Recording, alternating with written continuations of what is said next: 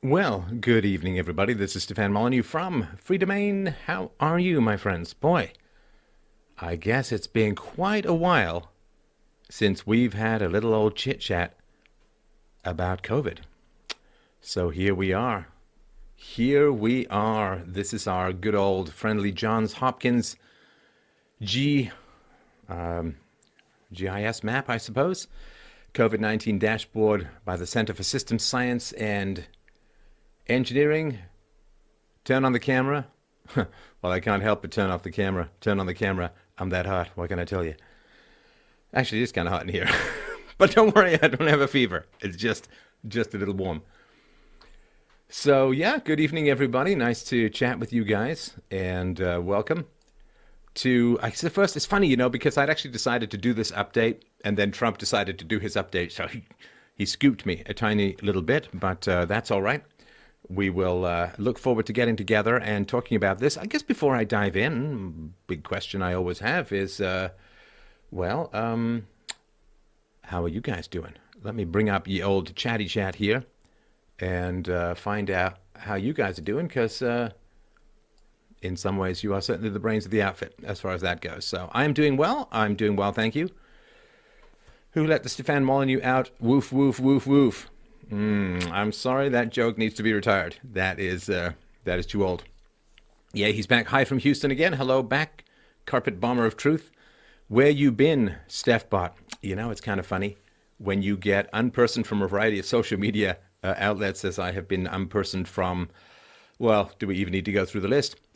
You kind of have some Jim Morrison style backdoor man work to do. So I had a bunch of stuff to get done. And for those of you who want to know, the IQ interviews are back up, fdrurl.com/IQ. You're doing great from Texas. Portland is on fire. Yeah. Did you see Twitter banned QAnon?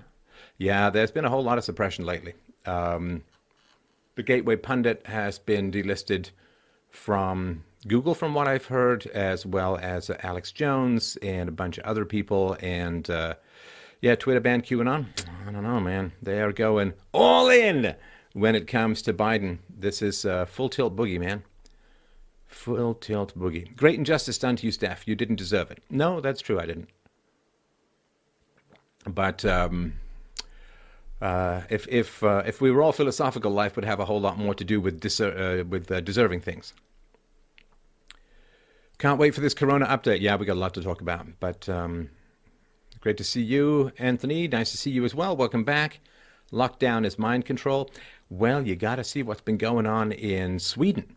Sweden seems to have achieved, kind of hurt like people to begin with, but they've achieved a bit of herd immunity with all of that. Good evening from Montana. You really missed me? I missed you guys too. Hi from Melbourne, Australia. Sorry, Melbourne. You got to cut that, slice that thing off at the end. Yeah, Pelosi out of control. Yeah, referring to the federal agents as stormtroopers. Yeah, it's not good. You're watching from Australia. Happy to keep up the broadcasting. Thank you. Repost story of your enslavement to BitChute. I will. And don't sweat it, Steph, says Jenny. Wherever you go, we follow. Oh, now I got that Genesis song stuck in my head. I only check YouTube when I'm in the mood for history documentaries and whatnot. Howdy from California. Hello back. Is there certainty in science? Yes, there really, really is certainty in science. Otherwise, we would not be able to have this conversation. Is there a way to watch your DLive videos later? Yes, there is. I will be putting this, of course, in BitChute and Library and other places, so on. Welcome back, Steph, watching you from North Island of New Zealand. Do you support forced masks in Canada?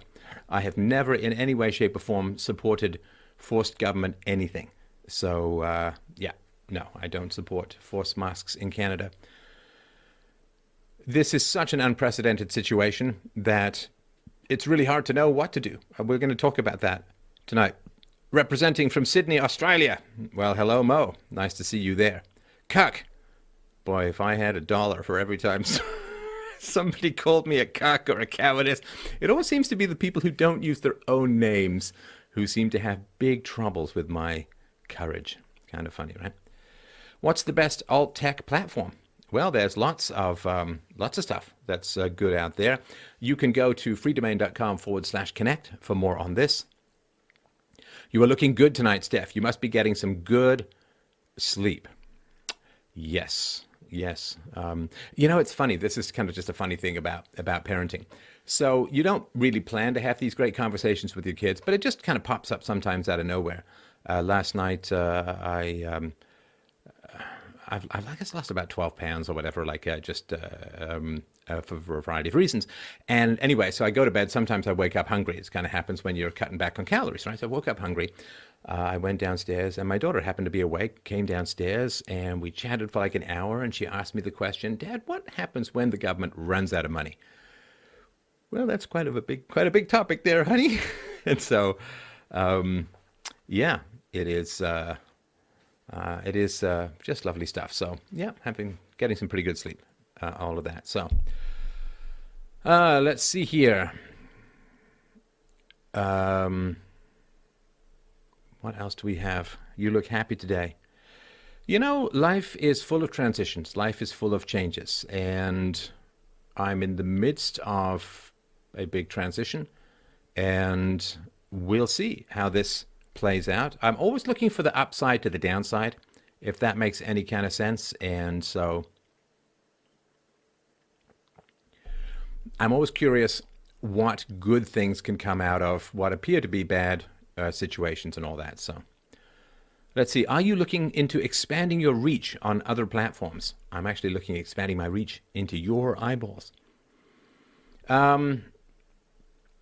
Well, I think I have kind of a plan at the moment to not get involved in platforms where I don't know people, because that kind of anonymous stuff. Because here's the thing, right? So, I mean, I'm sure you know this. I'm actually a very nice person, care for the world and so on. But if you only read bad things about me, it's easy to kind of caricature me and turn me into something I'm not and so on. So it's kind of nice when I actually have a relationship with at least one person somewhere, somehow on that platform. So we'll see here. Masks will be enforced by law in Melbourne, Australia tomorrow. Can you show how I can debate the morality of this law? Well, that's interesting. That's interesting. So the question is always, how would a free society handle this kind of thing, right? How would a free society handle this kind of thing? So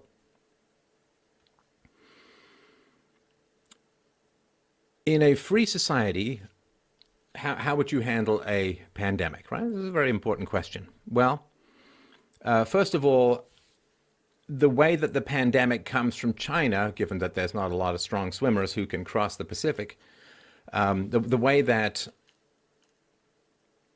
the pandemic comes from China, say, is through air, right? Through the airlines. So you would have a deal with airlines that they would be liable for any illnesses that they introduced into the country. It would actually be quite simple. And none of this corporate bullshit shield, right? Because the corporate fiction, the legal fiction called the corporation, is invented so that people can personally profit from corporations without having any personal liabilities for said corporation. So you can pillage all the money you want out of a bank, but if the bank goes bust, you don't lose your house, right? And that it didn't used to be that way. Like in the 19th century, if a bank went bust, the bank owners, the bank managers, or the bank executives would lose their houses, right? They would personally be liable for the losses that they had. So, businesses don't like that. And so they invented this corporate fiction so that they could profit from these legal imaginary friends without actually being liable for anything. So the way it would work in a free society is that the airlines would be responsible for making sure that no pandemics reach the shore. And that, of course, is not the way that things work in this kind of society. And that's, one of many possibilities that could be occurring. The other thing, too, of course, is you would simply, you would pay people an enormous amount of money to quarantine, right? You maybe put them up in a beautiful hotel and you rent them hookers, or, just kidding, right? But whatever, right?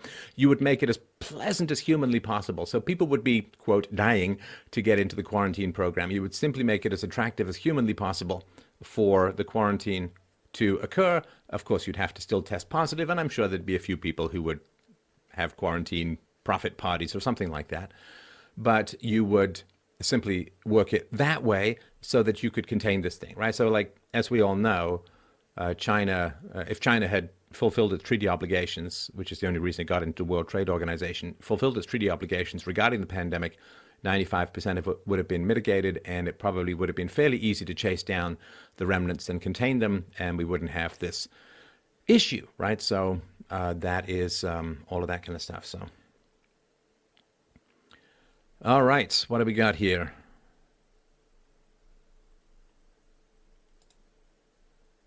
All right. No, solid is solid. It seems to be pretty. Stream seems to be pretty solid. Somebody says, glad to catch you on a new platform. I enjoy your thoughts even when I don't agree. Peaceful parenting has been great for our youngest child. Oh, that's wonderful to hear. I'm very, very glad to hear that. All right, let's dip in. We've got a lot of stuff to talk about this evening. So let's get into it. So, boy, we haven't seen this one for a while, right? Look at these numbers. Now, I'm not going to get into the validity of the numbers in general. I'm going to get and point out some specific ways in which the numbers are clearly fictional and have been admitted to be fictional. But I'm just going to go with the standard numbers, and we can quibble about them all we want, and maybe we should, maybe we will.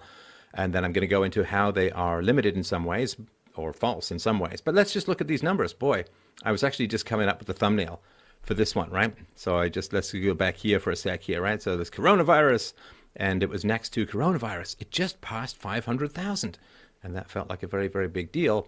Now, of course, we're pushing 15 million, right? 15 million. Worldwide global deaths, 615,364. And I want to talk a little bit about these deaths. Now, of course, for those of you who are new to this conversation, please remember, I'm not a doctor. I'm not an epidemiologist. I'm perhaps an epistemologist, but these are just my outside philosophical thoughts about all of this. No medical advice, nothing like that, right? No, right? I'm just going to read some articles and tell you what I think. So the deaths is important. The death rate at the moment seems to be calculated about a 0.5, 0.6%, which is 5, maybe 6 times worse than the seasonal flu. Now, that is not as bad, of course, as some people. It's highly contagious, but the fatality rate is certainly below 1% according to recent calculations. And of course, nobody knows for sure, because nobody knows for sure how many people have actually got COVID, right? Because a lot of people don't go for treatment and so on, right? So looking at these global deaths, people say, yes, but these are people with pre-existing conditions. Well, yes, certainly if you are elderly, if you have a pre-existing condition, particularly one involved with the lungs, you are not going to have much of a fun time with this illness. But here's the thing, just because it seems more likely to negatively affect people with pre-existing conditions doesn't mean that those pre-existing conditions cause the death, right? So if you have, I don't know, whatever it is, diabetes, emphysema, heart disease, or whatever, and bad things happen to you as a result of COVID, that doesn't mean that you died of those things, right? It doesn't mean that you died just of heart disease. If COVID hits you, and I've seen some reports that half of people have some heart damage in certain studies. It doesn't, like, the pre-existing condition is not a big magic wand that means that COVID is not dangerous. So if you can imagine, there's a famous example of somebody who died in a motorcycle accident and their death was COVID, right? Because I think they tested positive for coronavirus and so on. And so because they had a motorcycle, but here's the thing. If you have you're driving a motorcycle, you get an epileptic attack, and then you crash. You died of a motorcycle crash, but the proximate cause was COVID, right? So if you have heart disease and then you get COVID and you die of COVID because it further damages your heart or something, it doesn't mean that your pre-existing condition caused the death. Now, that having been said, of course, a number of people with those pre-existing conditions, we'll never know how many, some number of those pre-existing condition people would have died anyway, just over the last couple of months, right? I mean, if you've got really bad heart disease, you could have that heart attack or some sort of heart failure situation that could occur just over the course of the last couple of months. So it's complicated when it comes to this kind of stuff. But down here, this is the number that is particularly troubling. And I have been sort of watching this number, or this, I guess this chart, you could say, right? So you look at this chart, right? This is the real challenge. Boy, don't you remember back here in February, what was it, end of January, I think I called it a pandemic and so on. And then, boy, it just started to take off. It's not gone full exponential, right? It's not gone full, like, death screaming vertical, but it certainly doesn't seem to be flattening out a whole lot. And this, of course, was the plan, right? The plan, as I talked about back in the day, I think it was March, the plan back in the day was to contain the spread of the virus to the point where the medical system was not going to get overwhelmed. That was the plan, that was the goal, that was the idea, and now we're going on month after month after month, and there's no plan. There's no plan. And I think that's the most fundamental thing that really needs to be understood, right? There is no plan. I mean, unless you've seen one that I haven't, the plan is, lock things down, recognize that's terrible for the economy, it's terrible for people's mental health, it's terrible for, like this elective surgery thing. It's crazy, right? Elective surgery, everyone thinks it's like, oh, they're getting a tummy tuck, or they're getting a nose job, or a hair transplant from their armpit to their forehead or something, right? No, that's not what elective surgeries are. Elective surgeries are the scheduled surgeries outside of you being dragged into the ER by one half detached arm. That's what that means. So when I had lymphoma, I had a lump. You can still see it in my old videos. I had a lump here. I was kind of misdiagnosed for about a year up here in Canada, finally freaked out, went to the States and got it removed by a great surgeon, the Oklahoma Surgery Center. And that was an elective surgery. Now, if I hadn't been able to get that surgery, I mean, I could be dead, right? I don't just mean social media dead. I mean, actually 6 feet under dead. And so that's kind of significant from a healthcare standpoint. So they put the lockdown on the economy, right? Shut everything down.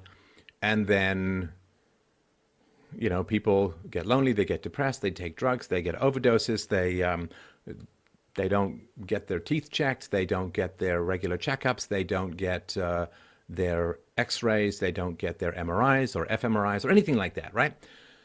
And so then what happens is people say, oh my gosh, we've got to start up the economy again, right? So then you start up the economy again, and then I think that and partly is the result of the, I never know whether to call them protests or riots. Riots, I guess we'll call them. The riots, or some other thing happens, and then there's a flare-up, and it's like, oh my gosh, we've got to shut the economy down. And then they shut the economy down, and more surgeries get postponed, more healthcare gets postponed, more people get depressed, more people get sick, more people take drugs and drink too much, and there's more domestic violence, and then people are like, oh my gosh, we can't do this, we got to open up that, and then they open things up again, and then there's another flip. This is it. That's all, but you're just bouncing around like a pinball at the moment. Just ding, ding, ding, ding, ding, ding. No plan whatsoever, other than an absolutely ungodly amount of government money printing, borrowing, and spending. Like, holy crap. I don't know how you guys process this, but I'm always kind of stuck in this Protestant way. Like, I'm always kind of half and half with regards to this stuff, right? So part of me is like, okay, the way I grew up was, when you grow up poor, you can't ever unerase or scrub out your memory, your history of how much money means, like how horrible it is without it. It's like there's this old thing from Dickens, I can't remember for which novel, maybe one of you guys remember, but maybe it's David Copperfield, where a guy says, income, £20 a year. Expenses, £19.19. Result, happiness. Income, £20 a year. Expenditures, £20, 1 shilling a year. Result, misery. And that's like, boom! That's the great big dividing line. Spend less than you make. Spend less than you make. I'm begging you, my friends. Of course, you probably don't need to hear this from me at the moment, but spend less than you make. Whatever you make, just spend less than it. I mean, I've lived so lean. I remember when I was in university, there was a university paper that would give you 2-for-1 Subway. I do like me a good Subway. And you could get a 2-for-1 Subway coupon, And you'd go there, you'd order 2 footlongs with as many calories as you could stuff in. You'd cut them in four, and you'd get lunch and dinner for 2 days for like $4 or $5 back in the day. Or you could go and get a really nice souvlaki for $2.75. Oh, I mean, I just remember living really lean, really close to the bone. And after I left my software entrepreneurship to work on writing novels, I spent 16 months writing and researching, and I'm going to read those. I've got a little audiobook set up, audiobook reading set up. I'm going to start reading those because I really, really like them. But this is when I met my wife. I was living really close to the bone, like really, really lean. I was just in a little one-bedroom apartment, and I hadn't had a new car in forever, and it was, living pretty lean, and so for me, it's like, okay, so there's some significant percentage of Americans, I'm sure this is elsewhere true, some significant proportion of Americans, they are not at all confident they can make rent or mortgage next month. Now, it's been a couple of months. I was always told, you got to keep 6 months savings in the bank. You have to keep 6 months savings in the bank because you just never know. And this is exactly what that creepy half-pedophile John Maynard Keynes was talking about with the sort of Keynesian thing. Oh, when the economy is doing really well, the government should save money. And then when the economy is doing badly, the government should spend money. Of course, they love the spending money. They never get with the savings. But this is exactly why the government should never have had a deficit, should never have a debt, should not have all these unfunded liabilities, because shit like this comes along in life. You know me, I'm sailing along, I've got good health and so on, like, boom, oh dear, well, you got cancer. Sorry about that, but now you got to do chemo and you got to do radiation, and it's like, that sucks, right? So you got to have some savings. You got to have some savings. And one of the, I have sort of these two minds, and I'm kind of tilting more towards one than the other. The two minds are basically this. One, wow, it's really stressful to be without money and be afraid you can't pay your bills and be afraid you can't stay in your house. Like, that's really stressful, right? And another thing is, save your money. For God's sake, save your money. Have some savings. You know, because I think of all the people who are like, oh, I can't pay my bills. Bet you got the latest cell phone. Bet you got the fastest data plan. Bet you got 4,000 channels and Netflix and Amazon Prime and Crave and you name it. I bet you went on spring break. I bet you took all of that money that you should have been saving for a rainy day and you went and spent it on useless crap that sits in your cupboard. A friend of mine once, he was a really, you know, I'm sorry to be rambling, but this is actually quite focused for me, believe it or not. But he did things that I didn't understand. Love the guy. He did things that I didn't understand. One of those things was he collected movies, like he would buy movies. I've never understood that. I very rarely watch a movie more than once.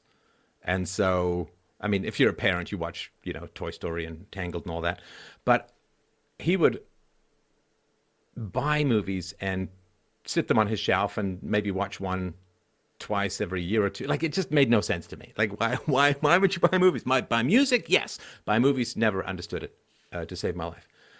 My favorite movie is Room with a View. But anyway, so at one point, he was unemployed for a while, and he said, I'm sitting on my couch, and I'm staring at this giant wall full of movies, tens of thousands of dollars worth of movies. And he's like, I can't remember the last time I watched any of them. Tens of thousands of dollars could be sitting in my bank, and I have this wall full of crap. And I told him, stop buying movies. I told him years before, stop buying movies. And now the funny thing is, so he would go out and buy like live concert footage and he did, he got some great live concert footage and he would go out. But it's now, all that stuff's on YouTube for free or whatever, right? Or other places if you want to find it there. So please, my friends, just spend less than you make. Result happiness. So for me, it's like, I'm sympathetic. Like, it's tough. You can't pay your bills. It's really stressful. And part of me is like, well, I don't want to say it serves you right, but it's an inevitable consequence of just making bad decisions with your money. Going to get useless degrees, not finding ways to add value in the world, not upgrading your skills, buying things that you don't need, Man, You just got to walk through your house, walk through your house with that ruthless cold eye, like you're somebody who just bought this house and there's this stuff in it. What would you want to keep? And then sell it, get rid of it, and don't buy it again. That's, ugh, it just drives me crazy. But we can't suffer like that in society anymore. It's unthinkable, right? So now the people who saved money have to pay the taxes for everyone who didn't save the money, so that they didn't run into any particularly problematic finances. It's really it's terrible. Punish the sensible and reward the not sensible. That's what's going on. All right. So yeah, globally, more than 14.7 million confirmed cases, over 611,000 associated deaths. The U.S. currently has the highest reported number of confirmed cases, with more than 3.8 million. Lack of testing, actual cases may be far higher. 141,000 people in the U.S. have died from the disease, and more than 54,000 are currently hospitalized. Now, that is interesting because, of course, remember back in the day, the media was saying, oh, Trump's policies are going to lead to millions of deaths. And now that it's 141,000, are they saying he saved millions of people? No, of course, it's just listening to the media talk about Trump is like listening to my mom talk about my dad after their divorce. It's just like, and another thing. So in just 2 weeks, at least 138,000 people have volunteered to be studied in COVID-19 vaccine trials. The National Institute for Allergies and Infectious Diseases put out a call this month for volunteers to take part in vaccine trials this fall. And at least 120,000 people are needed to take part in 4 different vaccine trials. So that's good. A study published July 21st in JAMA Internal Medicine found evidence that the number of Americans who've developed COVID-19 may be 10 times higher than the reported number. So the CDC examined samples from over 1,600 people in multiple states to look for signs of COVID-19 antibodies. The percentage of people with COVID-19 antibodies ranged widely from state to state. Nearly 7% of people in New York having antibodies, only 1% of people in San Francisco having them. So this estimate that the actual number of COVID-19 cases is likely 10 times higher than the recorded number, which may be due to people with mild or no symptoms. Now, of course, that's good news for the death rate in a way, right? Because if the numbers are much higher, then that's very good. That's very good indeed. At least 49 Florida hospitals are out of ICU beds, which is not great, of course. And July 17th, there were 75,000 positive COVID-19 tests reported in 24 hours, according to the New York Times. However you want to take that is up to you. Oklahoma governor has tested positive for COVID-19, so there's a lot of stuff going on. And let me tell you something that I find troubling. I find this very troubling, and I want to know what you guys think of it. This is the chronic issues. The chronic issues are, I think, they have the potential to be a very, very big problem. All right, hang on just a second here. I will be able to pause that and look at this. Okay. So why many COVID-19 patients may be experiencing chronic fatigue. Now, I have a history with chronic fatigue, not personally, but my mother claimed to have Epstein-Barr, chronic fatigue syndrome, and so on, and whether it does or doesn't has always been a question for me. Let's put it that way. But this came out a couple days ago from Newsweek, and you can find it in a bunch of other places as well. But people who've been seriously unwell and treated on intensive care units can expect to take some months to recover fully, regardless of their ailment. However, with COVID-19, evidence is mounting that some people who have had relatively mild symptoms at home may also have a prolonged illness. Overwhelming fatigue, palpitations, muscle aches, pins and needles, and many more symptoms are being reported as after effects of the virus. About 10% of the 3.9 million people contributing to the COVID symptom study app have effects lasting more than 4 weeks. So chronic fatigue, this is fatigue lasting more than 6 months, is recognized in many different clinical settings, cancer treatments, inflammatory arthritis. It can be disabling. So this is a big, it's a big issue. And I've heard a couple of percent, up to 5% and so on, of people may have longer issues with regard to this. So lasting fatigue can sometimes follow other viral infections. Nobody knows exactly why. So it could be an ongoing viral infection in the lung, brain, fat, or other tissue, maybe one mechanism. A prolonged and inappropriate immune response after the infection has been cleared might be another, right? Like your body just keeps, like a punch-drunk fighter who hasn't realized the fight is over and is just punching half in his sleep, right? So that is really quite right. So this is the same pro-inflammatory molecules are seen in the cytokine storm of severely ill COVID-19 patients. There might be a pattern of immune system activation during the viral infection that is relevant to ongoing symptoms. And that's something that's really, really important to recognize. And there's longer articles you can find about this. You got to keep an eye on that chronic fatigue stuff. That can be pretty brutal. I certainly have known people, although I guess the people that I've heard of, I've known actually people personally who've had Lyme disease, and that's a pretty brutal thing when it comes to energy. Didn't it knock out Avril Lavigne for like a year she spent in bed or whatever, right? So the chronic fatigue stuff is really tough. It's because it's one of these things where, oh, I feel better, so I'll go exercise. Oh no, now I have to spend the next 2 days in bed because I'm out of energy. And let's see, can I get this? Let's do a little bit more here. You guys have some time tonight, right? Yeah, let's do that. Let's do a little bit more here. And this is from the Washington Post, something else that I also found to be, sorry, can't really read that too well either, right? Can you? No. Well, we'll just look at this picture. So this is Yoki Yoik's around me here. Sorry about that. Too many windows. Just keep passing the open windows. All right. Yes. Okay, fine. I'll let some ads on. Well, all right. Okay, there we go. So so some people have been sick with coronavirus for more than 60 days. Doctors don't really know why, and that is a big challenge, right? And so those infected with the coronavirus are urged to self-quarantine for 14 days. Symptoms usually last about that long, and a majority of people with mild illness recover completely during that time. They're seeing a small percentage who remain sick for many weeks, even months. So little known about the virus, they're unsure whether those symptoms suggest it is still alive in the body, creating continued havoc, or whether it has come and gone, leaving a lingering immune or inflammatory response that makes people continue to feel sick. The bottom line is we just don't know, says Dr. Loring, an infectious disease physician at the University of Michigan. So some people, headache, scratchy throat, and so on. And then, if you lose your sense of taste and smell, then that's not good. Some people came down with something. One guy came down with something that looked like pink eye.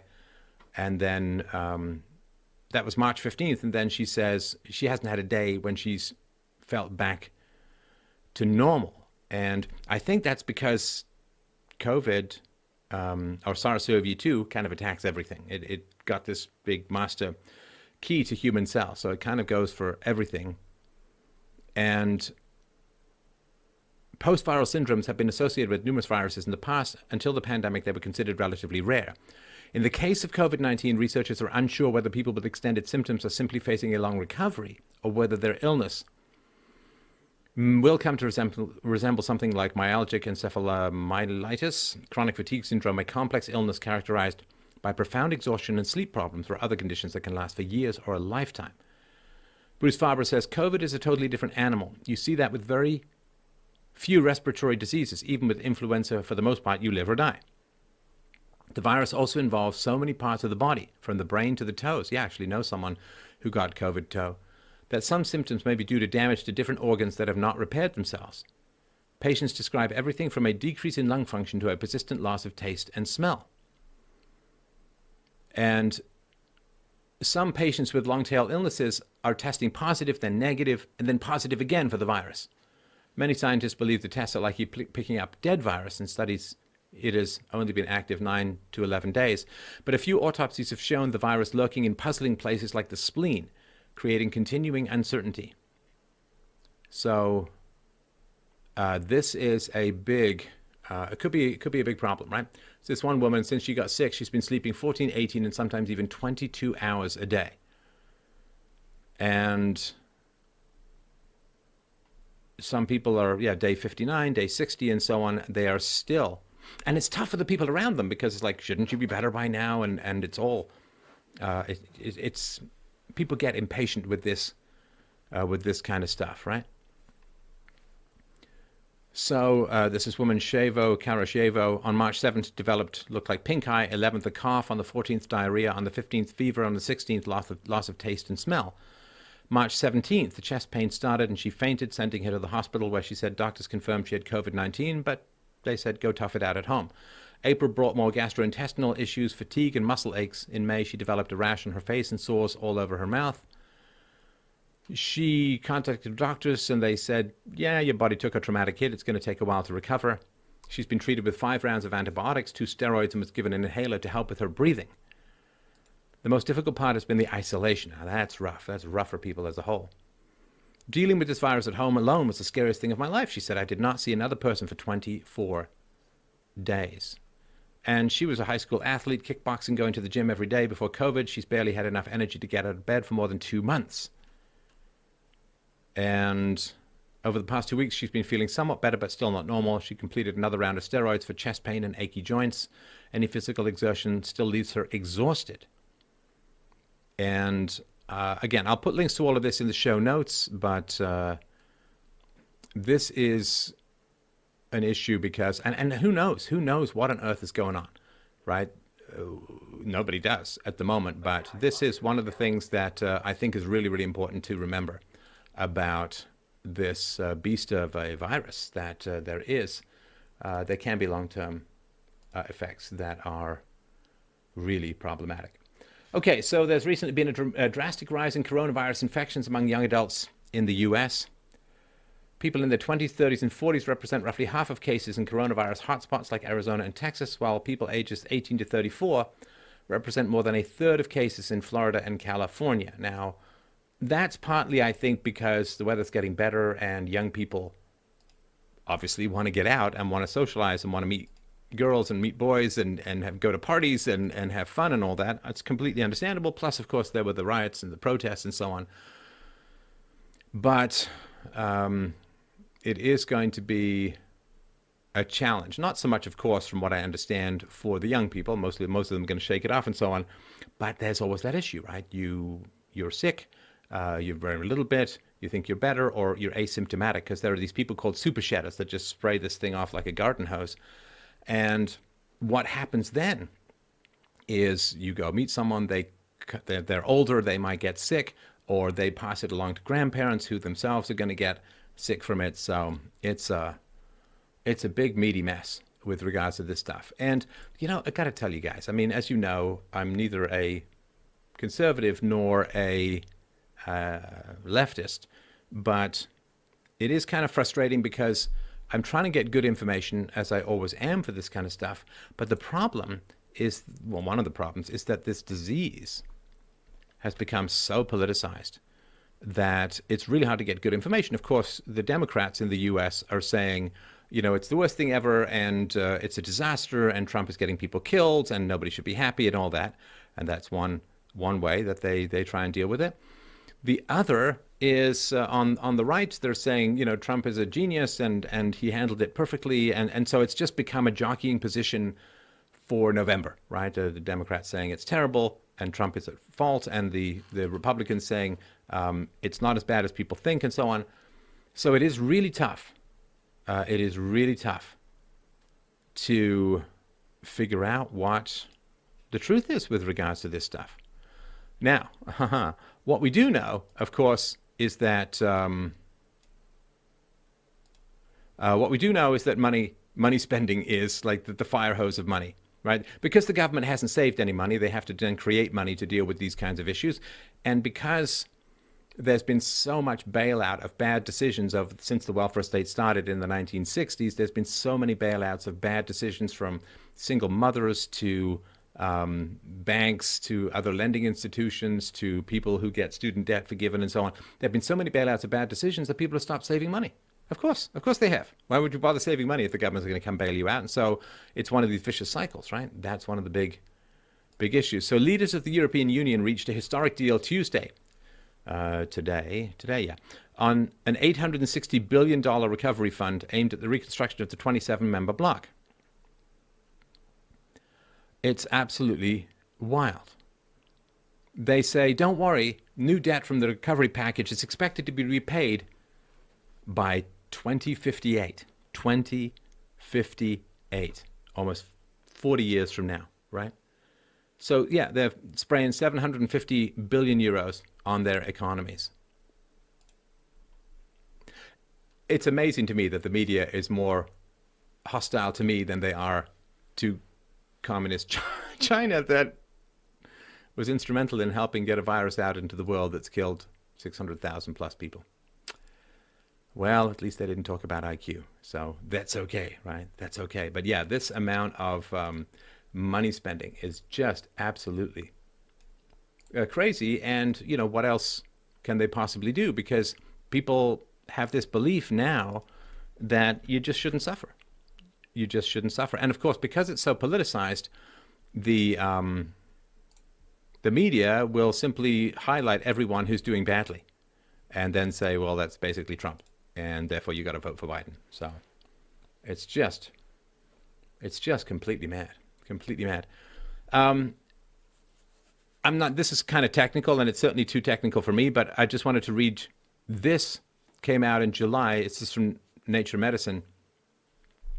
Extrapulmonary manifestations of COVID-19, right? So everyone thinks it's like a breathing issue, and of course it is a lot of times, but it is really, really important, right? So the abstract here says, although COVID-19 is most well known for causing substantial respiratory pathology, it can also result in several extrapulmonary manifestations. These conditions include thrombotic complications, myocardial dysfunction and arrhythmia, acute coronary syndrome, acute kidney injury, gastrointestinal symptoms, hepatocellular injury, hyperglycemia and ketosis, neurologic illness, ocular symptoms, and dermatologic complications. And so I just, you know, I don't want to alarm everyone. Of course, these things are rare, but it is just important that this is not something I generally associate with the flu. And that is, this sort of spike protein facilitates entry of the virus into target cells, and those target cells tend to be all over the body. What is alarming to me, you know, obviously be perfectly frank, what's alarming to me is that it can come with cognitive issues as well, right? So that can be a big challenge, right? Because, you know, that's the one thing I don't want to lose. You can take just about everything, but please don't diminish my cognitive capacity. That would be a nightmare, especially if you kind of didn't know it. So just again, touching on this is again too technical for me, but there was something I read here that I thought was worth mentioning, which was some of the vaccine is a challenge, man. The vaccine is a huge challenge, right? So there is an urgent need for vaccines. To the 2019 coronavirus vaccine development may not be straightforward due to antibody-dependent enhancement. Antibodies against viral surface proteins can, in some cases, increase infection severity by these antibody-dependent enhancements. This phenomenon occurs in SARS-CoV-1, MERS, that's Middle Eastern Respiratory Syndrome, HIV, Zika, and dengue virus infection and vaccination.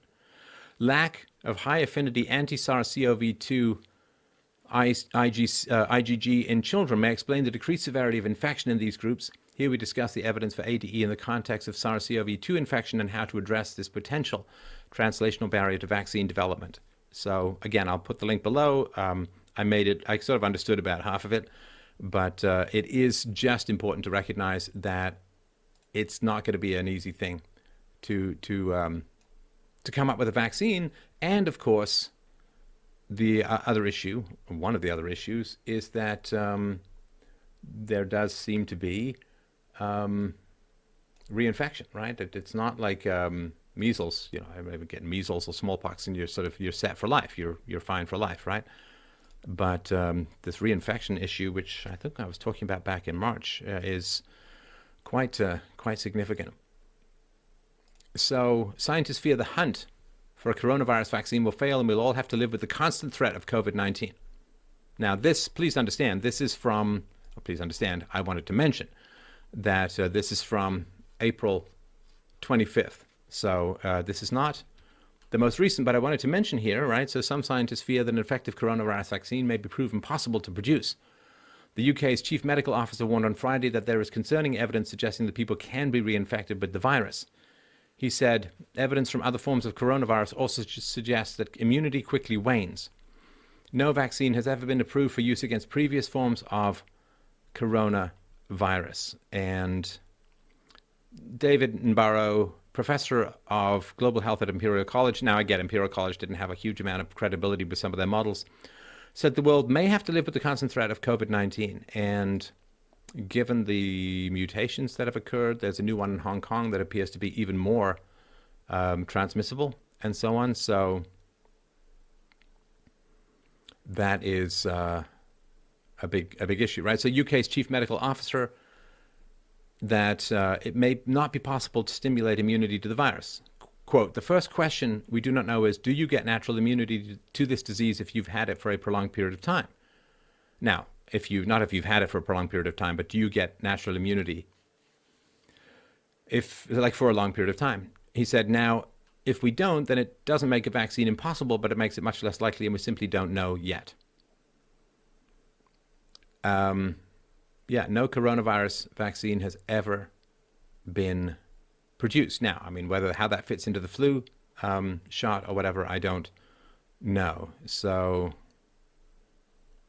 this idea, immunity passports, if you've previously been infected, well, if you can get reinfected or the virus has mutated or your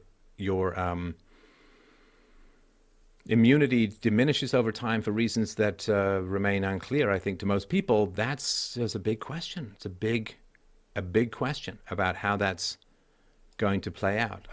And so, I'm just telling you my issue, my particular approach is I'm kind of digging in for the long haul. I've canceled a bunch of things, and I'm just kind of digging in for the long haul. And I obviously can't give anybody any advice what to do because it's such an unknown area. But I'm just telling you that I'm in it for a while. I'm in it. I'm going to assume that it's going to be around for quite a while here. All right, so this is from July 14th.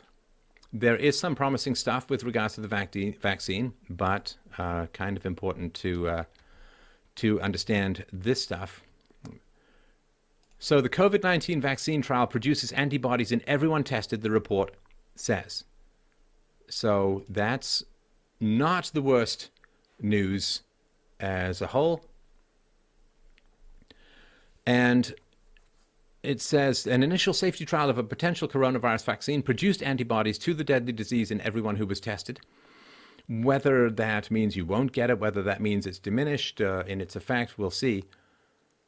This just came out recently. The neutralizing antibodies produced by Moderna Inc.'s vaccine were equivalent to the upper half of what's seen in patients who get infected and recover. Meanwhile, the side effects of the vaccine weren't bad enough to halt the testing process. That's not always the best way to put it, although I guess you got to be optimistic where you can. Stimulating the production of antibodies is considered a key milestone in early testing, but doesn't prove a vaccine will be effective. The test results were based on data involving the first 45 people enrolled in the study, all of whom were 18 to 55 years old. Boy, I remember when 55 seemed pretty old. Results from a second portion of the trial that involved older people weren't yet available. Now, they're talking about giving you 2 big shots in 1 month, so... Now, more than half of the test subjects who got the middle of 3 doses suffered mild to moderate fatigue, chills, headache, and muscle pain, while 40% experienced a fever after the second vaccination. 3 of 14 patients given the highest dose of the vaccine experienced severe side effects, but that dose is not being used in larger trials. So, Dr. Tony Moody, a researcher at the Duke Human Vaccine Institute, called that, quote, a lot of adverse effects, end quote, but told Bloomberg that antibody levels produced by the vaccine were really encouraging. So, that's, I mean, it's better than COVID, but it's kind of rough. It's kind of rough. Now, here's something that I thought was kind of interesting. I'll throw this in here for you all to discuss amongst yourselves and let me know what you think in the comments. But I thought this was quite interesting.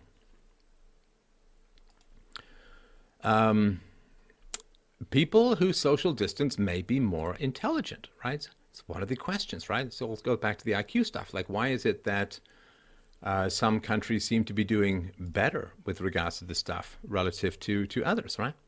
A new study in the Proceedings of the National Academy of Sciences indicate that people who comply with social distancing guidelines have better working memory capacity, which is an indicator of intelligence. So, again, I'll put the links to this below. I don't think we need to go much beyond the headline, but it is quite interesting. Now, I was telling you earlier about how we're going to talk about the issue of false positives, right? False positives are very bad, obviously. I mean, you get that. I mean, but look here, right? State Lab, this just came out a day ago. State Lab finds 90 positive COVID-19 test results were false. So 90 people who received positive COVID-19 results did not have the virus, according to the State Department of Public Health. The department said the State Public Health Laboratory uncovered a flaw in one of the testing systems it uses to test for SARS-CoV-2, and 90 of the 144 people tested between June 15th and July 17th received a false positive COVID test report. Many are nursing home residents. So that's not particularly good. So state officials said the flaw has been reported to the manufacturer, and the Federal Food and Drug Administration and DPH have taken immediate steps to make sure the patients are notified. According to the State Department of Health, the errant testing results were, quote, from a widely used laboratory testing platform that the state laboratory started using on June 15th. We have notified the healthcare facilities for everyone who received a false positive test result from our laboratory. Dude says accurate and timely testing, blah, blah, blah. Okay. So that seems quite significant, to put it mildly. And who knows where else this may have been occurring, right? Who knows? All right, let's go, I guess, across the pond, across the big pond, and look at what's going on with regards to Oxford. Quite fascinating. Blah, blah, blah. All right, hang tight, hang tight. What do we got here? I thought we had put that in the right spot. Apparently we did not. Oh, that's because I don't have the right copy. Here we go. Look at this. It's like there's a whole team here that's not here. All right.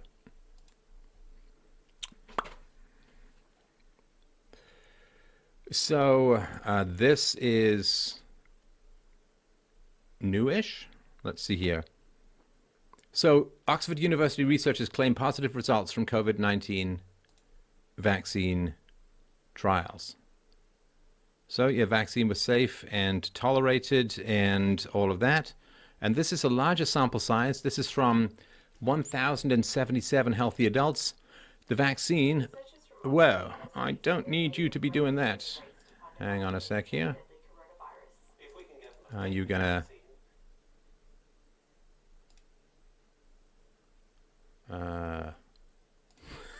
very helpful. Very helpful. Let's try that again, shall we? Something's going on in the browser. Full text of this paper. All right, I'll just read it. We can do it. We can do it low tech, old way. Let me just bring that over here. And so research published in the journal Lancet claims an experimental vaccine was tested on more than 1,000 people, prompted a protective immune response 18 to 55. I think this is different from the last one because the last one had a smaller cohort. So preliminary results from a phase 1 out of 2 trial involving 1,077 healthy adults found that the vaccine induced strong antibody and T-cell immune responses up to day 56 of the ongoing trial. So that's good. We will see. We will see. Dr. Hill says, we are seeing good immune response in almost everybody. What this vaccine does particularly well is trigger both arms of the immune system. And so we will see how that plays out. And he says no serious adverse reactions occurred. The majority of adverse events reported were mild or moderate in severity, and all were self-limiting. So trying to get the full picture is obviously a bit of a challenge, but there are some some positive news. Now, I really, really do want to remind people of this because I was talking about this back in early April when I said it was time to reopen and so on, right? So the number of people who are not getting the health care that they need because of the pandemic is pretty significant, right? About 5,000 heart attack sufferers in England missed out on hospital treatment due to the pandemic, right? The number of admissions to hospital with heart attacks fell by 35% at the end of March. So this came out 15th of July, about a week ago or so. So by the end of May, admission rates had partially recovered but remained below expected levels. By the end of May, there'd been about 5,000 fewer admissions with heart attack in 2020 than would be expected, suggesting that many patients have missed out on life-saving treatment. So that is pretty significant. And this is the hidden stuff, right? Unfortunately, we're just dealing with a chronically dumbed down population, and mostly to do with the fact that teachers don't teach the unseen anymore, right? There's the seen and the unseen. So the seen is people dying of COVID. The unseen is all the people who are dying because they can't get the treatments that they need because of COVID, right? So this was from July. Is that going to play or pause? There we go. There we go. Breast cancer care becomes troubling casualty of COVID-19 pandemic. So as many hospitals and doctors' offices limited patient appointments and surgeries during the coronavirus pandemic, a concerning side effect of the shutdown began to emerge. With fewer screening exams, patient visits, and surgical procedures, breast cancer care took a frightening hit. Regular breast cancer screening saved lives, but early in the pandemic, the American Cancer Society recommended that doctors postpone any routine breast cancer screenings or intervention to protect at-risk patients from potential exposure or illness. And so it's going to take a long time to figure that stuff out, if indeed it ever does get figured out. But that's what the media is not providing. That is the information the media is not providing. Oh, look at that. I'm lagging again. Who knows? Who knows? All right. Multi-$1,000 PC, but, has trouble with video on a webcam. Windows. You playful bitch. All right. So, boy, I won't spend too much time on this. I'll maybe do another show on this, but the amount of money, again, it's absolutely staggering, right? And again, it's because people, we can't suffer. Nobody can say, oh, I should have saved more money, or, we shouldn't have let China into the World Trade Organization, or we should have shut down the border earlier, or, those of us who've been saying for many years, A, we need borders, and B, China is dangerous, have been tragically proven right, to the tune of hundreds of thousands of lives. But this is from Bloomberg. America's leaders face an urgent set of decisions on whether to extend history's biggest rescue effort or let parts of it lapse. The government approved more than $2 trillion of extra spending after the coronavirus brought swaths of industry and commerce to a sudden halt. Now that it's not true. That's really, really important to understand. That it's not coronavirus that did that at all. It was government choice. It was government policies and all of that, right? That is why a system interrupts being used so much. Anyway, but yeah, it was not the coronavirus. Governments sort of want to say, well, because of coronavirus, this happened. It's like, well, these are all choices. Sweden didn't do a major lockdown, and Sweden seems to be doing all right, which was contrary to my expectations, to be obviously perfectly frank. But so the government approved more than $2 trillion of extra spending after the coronavirus brought swaths of industry and commerce to a sudden halt. Some measures targeted those who took the biggest hit, like the unemployed and small business owners. Others were across the board, reaching every corner of the economy. But these programs are due to run out in the coming weeks and months. Each expiration date will test the still fragile U.S. recovery unless policymakers opt to keep crisis supports in place. Now again, so the end of the relief here, right? So July 24th, 3 days from now, right? Last day of eviction moratorium for federally insured multifamily homes. 22.6 million households in July have little confidence they can pay next month's rent. Late July, final payments of an additional $600 a week federal unemployment insurance They dispersed $116 billion in June. Early August, Congress is due to recess, which is the last chance to pass benefit extensions. August the 8th, deadline for small businesses to apply for PPP loans. September 30th, end of payroll support for airlines, end of freeze on student loan payments. December 31st, deadline for companies to seek payroll tax deferral and apply for employee retention tax credit. So this is very big. Now look at this chart, right? I was absolutely mad, right? Unemployment benefits a share of personal income. Look at what happened, of course, at the beginning of 2020. It just goes from I guess, a high of 1% or whatever down at the end of 2009 to over 6% now. Completely crazy. Unemployment is still at levels not seen since the Great Depression. The Treasury has been dispersing the benefits at a record pace of about $100 billion a month since May. Republicans are concerned that the payments could deter people from resuming their jobs and want some of the stimulus channeled into a back-to-work bonus instead. Well, yeah, of course. I mean, we know this, right? We've seen this before. It was out in California where they ended welfare and people just went back to work. It happened in Canada here as well. Government handed $25 billion in payroll support to America's passenger airlines to help them retain staff through the end of September.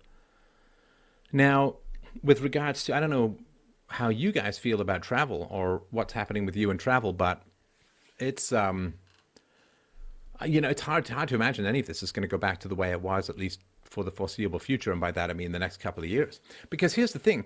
It's not so much, I mean, the plane with its recycled air is not great. It is going out. Do you have to quarantine when you get there? Well, that makes trips kind of useless, right? Sitting there staring at a hotel TV for 2 weeks is not anyone's idea of a fun way to spend time in Athens. And then do you have to quarantine when you get back, right? So then you're talking about a month, right? 2 weeks there, 2 weeks back. That's a month of inactivity, which is it's pretty rough for people. And the other thing, too, though, is that can you get insurance for a coronavirus hit when you're overseas? That's another big question. And the other thing, too, is a lot of people, like, let's say you want to go to, I don't know, Austria or something like that. Well, it's kind of rough because if you go out there, let's say you don't have to quarantine or you're willing to do it or whatever. But then the problem becomes, what if you do get sick out there? Even if your costs are covered, you then have to try and figure out how you're going to navigate a potential healthcare situation in a foreign country, perhaps another language. These are all big issues. I mean, the idea of getting sick in some other country where you may not speak the language, where, maybe you got to front the cost and get it back later from the insurance company. I don't know how that works or whatever, but this travel stuff is pretty rough. It's kind of like how there's a significant portion of American workers or workers throughout the West or throughout the world, I suppose, they're not going back to offices. They've got themselves comfortably ensconced at home, and they are all set up. The security is all set up. Everything's chugging along nicely, and they're not going back. And that means that there's going to be a huge glut of office space, right? As people they don't renew leases, they break their leases, they're not going back, right? And when you get that kind of glut in office space, if you have a free market, then that means that office space becomes cheaper, and that encourages more people to start up businesses. But because you have to keep the value of real estate up because of the crappy financial system we have, it's really bad because then they have to keep propping all this stuff up, and very, very, very, very bad. Our TSA furloughed, are they groping one another? Yeah. It is a big question. Now, here's something from Bitcoin.com, which I think we'll close with one or two more of these things. And I really do appreciate you guys dropping by tonight. I hope this stuff is helpful. And I'm reading it anyway, so I might as well share my thoughts with regards to this. But the data shows, see, this is the thing too, they're going to blame the U.S. economy crap on COVID, but that's actually not, it's not fair. It's not valid. The U.S. economy, and I talked about this with Peter Schiff repeatedly over the last couple of years, the U.S. economy, the data shows the U.S. economy was collapsing 5 months before the coronavirus outbreak. So during the last 2 months, the global economy has shuddered, and a great number of people still attribute the financial meltdown to the COVID-19 outbreak. However, During the last 2 weeks, the blame has shifted as many citizens are now blaming the government lockdowns, overly predictive models, and industry shutdowns. Moreover, a recently published report notes that the financial crisis in America started how many months? 5 months before COVID-19's first death report in the United States. So the Fed's monetary easing schemes and Wall Street's secret deals started well before COVID-19. Governments worldwide, without a vote or discussion, shut down major industries, and severe cracks in the supply chain are beginning to show. Yeah, a lot of sailors stuck at sea, a lot of ships stuck in ports. It's really not good. On May 1st, financial columnists Pam Martins and Russ Martins explained in a report that the economic carnage started 5 months before the COVID-19 virus started to scare the population. For instance, Martins detailed that the first death in China was reported on January 11th, 2020, but the signs of an economic meltdown started on September 17th, 2019. In fact, the Federal Reserve gave primary dealers a whopping $6.6 trillion before the first death from COVID-19 was reported in America, right? So the first signal that started showing signs of cracks in the U.S. monetary system was on September 17th.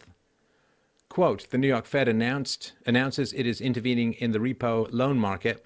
Repo, these like 24-hour loans. Repo loan market for the first time since the Wall Street crash of 2007 to 2010. The Fed will provide a maximum of $75 billion per day to 24 Wall Street trading houses, primary dealers, with a cap of $40 billion going to any one firm. This large cap suggests the New York Fed knows that one or more specific firms are in trouble. 3 days later, on September 20th, the Fed again said the repo market would continue and also added an extra $30 billion to some 14-day repo contracts. By this point, market strategies and U.S. economists knew something was wrong. Then on October 1st, 2019, J.P. Morgan reduced its cash on deposit with the Fed and reduced holdings by 57%. 3 days later, the New York Fed decided to add an additional $75 billion towards specific overnight repo schemes. The $30 billion 14-day plans were increased to $45 billion, and they even created a 6-day lend as well. By October 11th, Martin's research shows that the Fed would continue the repo schemes, and it would also buy billions worth of American Treasury bonds as well. A week later, the rules were changed again, and the $75 billion repo contracts were increased to $120 billion. It's just, you understand, it's all just socialism for the rich, the 1%, the well-connected, well, the 1% of the 1%. By November 9th, 2019, a large swath of central banks worldwide started following the Fed's excessive money creation schemes. The first week of November had shown that more than 37 modern central banks were participating in stimulus and easing practices. By December 2019, politicians and Wall Street CEOs were showing a number of signs that something was amiss. This is interesting as well. 2019 saw a record number of CEO resignations, and a slew of large corporate leaders abruptly stepped down. It was like 219 in January. There was like 1,300 in late 2019. There's a lot of people just kind of bailing out. And some of that's the Me Too movement and unwise sexual relationships with employees and so on and all of that. But yeah, it's pretty wild. $6.6 trillion was injected into the hands of the Fed's private dealers before the first U.S. reported COVID-19 death. And that's pretty wild, right? So by the end of January, there were no coronavirus deaths in January. First COVID-19 death reported in America was on February 29th, 2020. 2019 saw a record 1,300 top executives step down. January 2020, a record number of CEO resignations, 240 in a 1-month period.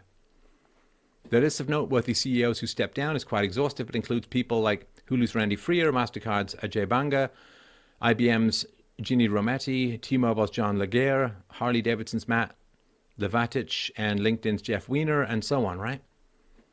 That is, and 2019 was one of the best years for Wall Street traders because stocks, of course, went pretty high, and the elite's wealth grew. So the fact that there'd be all of these resignations, a lot of them pretty sudden or with very little warning, a lot of these resignations at a time when companies are doing pretty well. Like you can understand some resignations when a company's doing badly, but it's doing pretty well. So that's very, very unusual, right? So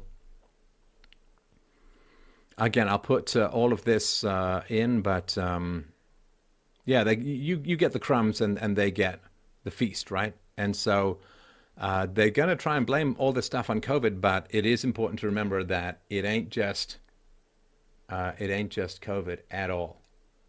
And the cracks in the US economy, I mean, they've been around for a long time. There was, of course, the goal, which Trump had prior to COVID, that you could find a way to grow your way out of this really bad economy and all of that. But doesn't really, well, it's not going to happen now, right? I mean, he can't even hang on to his payroll. He's probably not going to be able to hang on to his payroll tax request, right? So again, Bitcoin.com, evidence shows politicians and Wall Street CEOs expected the market crash well before COVID-19. The coronavirus outbreak has sent shockwaves through the world economy. This has caused politicians and central bankers to react in various ways. However, global market leaders, Wall Street CEOs, and hedge fund managers had one of the best years in more than a decade since the '08 financial crisis. In fact, evidence shows that the bureaucracy and the modern banking cartel knew a crash was on the horizon, as the COVID-19 crisis was simply the pin that popped the balloon. And that's, again, something that Peter Schiff has talked about a lot, that, if the balloon's overinflating and a pin comes along, you can't really blame the pin because it was going to break anyway, right? Towards the end of 2019, market players and Wall Street's top CEOs discussed whether or not the US was facing a recession in 2020. And this was after the stock market, S&P 500 and Dow Jones Industrial Average broke records last year, a few months before the coronavirus started spreading wildly. Central banks like the Federal Reserve, were already slashing rates and funneling billions into the hands of private banks. It's almost as if the elites knew the bubble would pop in 2020 as bonds were manipulated by banks and stocks were massively overvalued. In fact, a majority of bankers predicted that 2020 would suffer from a really bad recession that could be worse than the last economic fallout, right? Because we all, like those of us who, if you've been following this show, or other people, everybody knows that the 07-08 financial crash was just wallpapered over with money and none of the fundamental issues are solved. They were just postponing it and making it worse. And when 2020 started, the smoke signals were everywhere as hedge fund managers and strategists warned that the stock market was extremely overvalued. On January 14th, financial experts reported on how the stock market had never been this big relative to the economy. So that's right. Such elevated valuations in past periods have weighed on equity returns over the subsequent 5 years and lowered the odds of positive outcomes, right? So yeah, the more you jack up the stocks, well, of course, a lot of money is going to the wrong people, and you're getting misallocation of resources and so on. And it's pretty rough, right? Analysts cautioned retail investors about how far apart Wall Street trading and the real-world economy really is compared to the hyped-up news headlines. Markets today are made up of algorithms, futures, options, high-frequency trading, and passive funds, and there's a whopping $532 trillion in global derivatives markets. Most of the time, stock market derivatives are not even traded by real people, as estimates note that 75% of all trades are computer-driven. Oh, that stuff's so nuts that there are people who've built their own data lines or moved closer to have a millisecond advantage on other traders. It's really quite mad. Anyway, we can get into, again, I'll put all of this stuff in the show notes, but I did really want to mention that.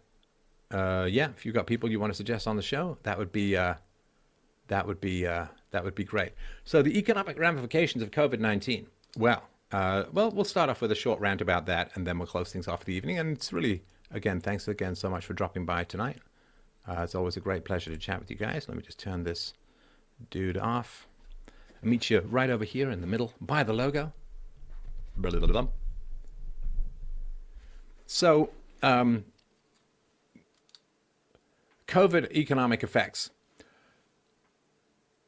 It's killing people's entrepreneurial spirit because entrepreneurs don't know what the plan is. They don't know whether they can open, how long they can stay open, when they have to close, what standards are going to be available. And so it's really stressful. Uncertainty is the greatest stressor. Once the Band-Aid is off, if they say, well, we're going to close the economy for 6 months, you can do your math and figure out if you want to hold out that long.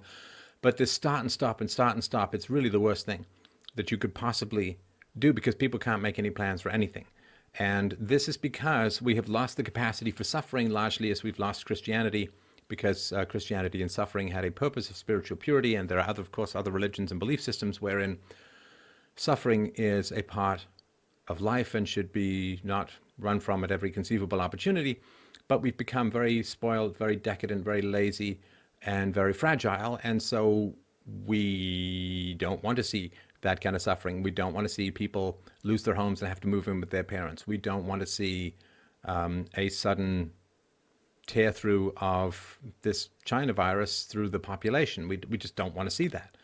And so because of that, we just grab at any amount of debt and money and printing and creation and all of that that we can, which is, I mean, this is accelerationism, which I've toyed with the idea, right? Is it better for Biden or Trump to get in November? You could make a case either way, for sure, right? So the COVID has moved forward the accelerationism because it's killing job creation, it's killing entrepreneurial drive, it's killing availability of resources. It's going to be driving inflation, of course, as we know.